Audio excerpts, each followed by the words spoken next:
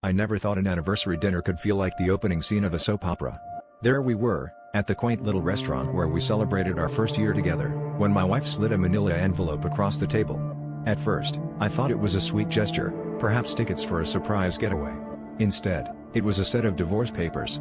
She looked me dead in the eye and said she needed to marry her soulmate before the end of the year. My heart plummeted.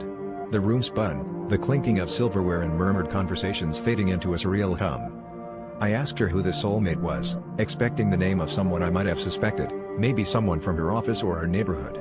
But no, it was her yoga instructor, someone she'd met just 2 months ago. The audacity of it was staggering. She confessed they'd been sneaking around, meeting in the guise of late-night yoga sessions. Each namaste apparently carrying a weight I had been blind to. I was furious, not just with her, but with myself for not seeing the signs.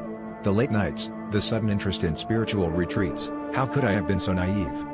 As we argued, the restaurant staff began to notice, discreetly watching from afar, likely piecing together the scene with a mix of pity and fascination.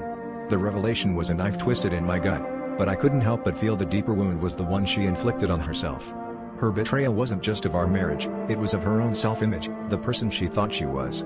I could see the guilt etched in her eyes, though she tried to mask it with resolve.